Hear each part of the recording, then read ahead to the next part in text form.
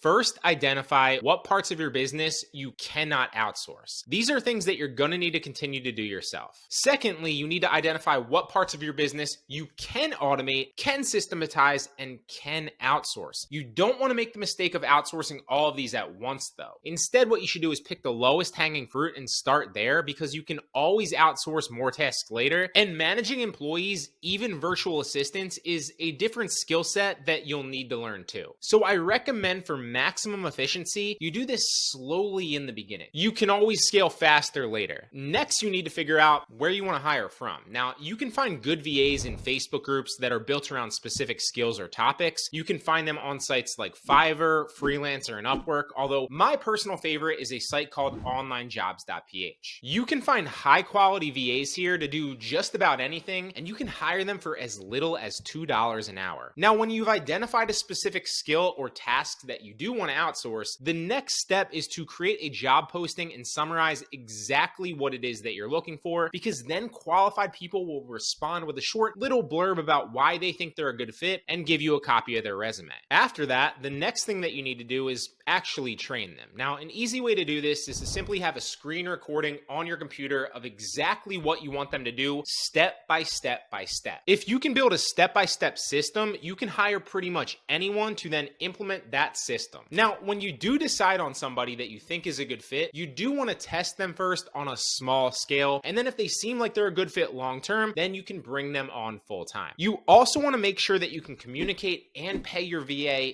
easily. Now, I can't recommend WhatsApp enough for communication. It's simple to use and it's free as long as you're on Wi-Fi. For paying your VAs, PayPal obviously works great for most countries, but if you're dealing with a country that doesn't integrate with PayPal, then Western Union is your best bet. Some examples of things that I've outsourced in my own business is listing on pretty much every website, product research, order fulfillment, video editing, graphic design for Etsy and print-on-demand products, customer service, and the list goes on and on. Like I said before, learning how to outsource profitably is advantageous for any business, not just e-commerce. Although my experience is obviously within e-commerce, that's why I'm giving these specific examples to you. And I can still remember when the switch flipped for me last year and I finally decided to hire my first VA. It was easily one of the best decisions that I've ever made as an entrepreneur. And last year was my most profitable year ever, even though I had 5 full-time VAs to pay and manage. The reason for that was simple. It was because I was able to build systems around most of the things that I would do every day on a daily basis